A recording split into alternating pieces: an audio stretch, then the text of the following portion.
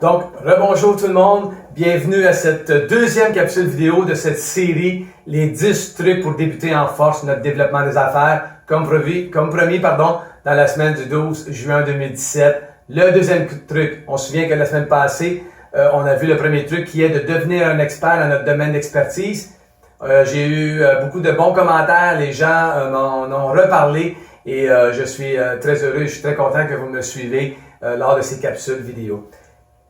Aujourd'hui, le deuxième truc, c'est un peu spécial. Il faut apprendre à aimer à se faire dire non. Dans le développement des affaires, tout d'abord, je vais mentionner que, évidemment, on travaille pour avoir des oui.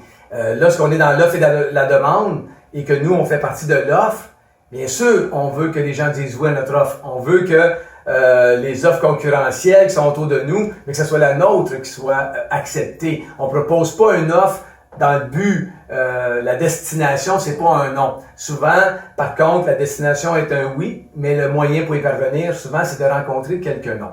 Pour plusieurs raisons. Premièrement, le fait qu'on ne va pas aimer se faire dire non, ça peut nous empêcher de faire notre développement des affaires. Ça peut nous lier, ça peut nous amortir, ça peut nous créer des craintes, des peurs. Ça peut nous empêcher de sortir de notre zone de confort parce qu'on a peur de se faire dire non. Faut pas oublier une chose, hein. Quand les gens disent oui, c'est à nous qui disent oui. Puis quand les gens disent non, c'est à eux qui disent non. Pourquoi? Parce que c'est eux qui ont décidé qu'à ce moment-ci, leurs besoins ne seraient pas comblés. Ils vont pas accepter que cette offre répond à la demande qu'ils ont. Donc, celui qui va partir sans le besoin comblé, c'est la personne elle-même. Donc, oui, une vente, c'est une relation de confiance, mais la personne a pris quand même la décision qu'en ce moment-ci, elle ne va pas accepter votre offre pour combler leurs besoins. Donc, évidemment, on va travailler pour avoir des oui. On donne des formations, même chez nous, chez Groupe Formex, on donne des formations pour ça. Il y a des livres qui existent, des formations, de l'accompagnement, il y a du coaching pour augmenter notre taux de conversion, pour augmenter la réussite vers la destination d'avoir des oui. Par contre, les non sont là, ils font partie de notre développement des affaires, ils font partie du chemin, souvent avec un taux de conversion de 10, 15, 20%, qui est des très bons taux de conversion. Évidemment, on a 5, 6, 7, 8 non avant d'avoir un oui. Donc, il faut l'accepter, il faut aimer se faire dire non. L'autre chose, lorsqu'on a un non, évidemment, on va questionner notre rencontre. On va réévaluer notre rencontre avec le prospect ou la personne rencontrée ou les partenaires rencontrés. Pourquoi? Parce qu'on veut comprendre qu'est-ce qui n'a pas fonctionné, qu'est-ce qui n'a pas bien allé. Donc, on va beaucoup plus apprendre avec des non que simplement des oui. Avec un oui, ben on va rien changer, on va rien réévaluer parce que on va dire ben ça a fonctionné, je toucherai à rien. Faut pas oublier que nous avons 3 sortes de prospects. On a des acheteurs, des magasineurs et des visiteurs.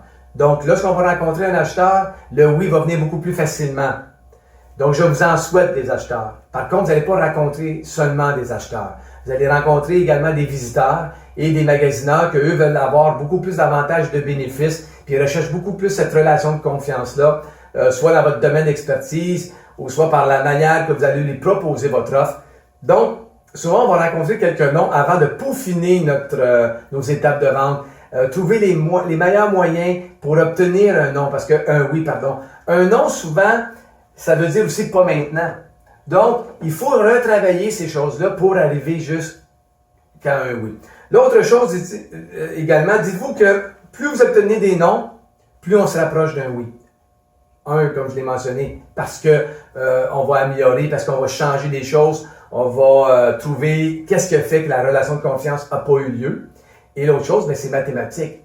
Votre taux de conversion va faire en sorte que si vous avez un taux de conversion, par exemple, de 10%, bien, quand vous avez un non, vous vous rapprochez de ce oui-là à l'intérieur des 10 en moyenne propositions que vous allez faire. Donc, d'une façon mathématique ou d'une façon d'apprentissage, les non est souvent le meilleur moyen pour atteindre un oui. Je termine par contre qu'il faut travailler fort. Puis je vous invite à suivre des formations. Chez Groupe Formex, on a Formex Vente qui est là également pour vous aider dans les ventes, de comprendre vos étapes de vente, diagnostiquer vos étapes de vente, avoir de la formation du coaching, avoir de l'accompagnement lors de vos ventes, lors de vos rencontres avec vos prospects et faire le suivi par la suite avec les évaluations des ventes, etc. Donc, c'est important d'apprendre ça. Parce que dites-vous que lorsque vous n'avez pas assez bien travaillé pour avoir un oui, c'est que l'autre personne a le mieux travaillé que vous pour avoir un non.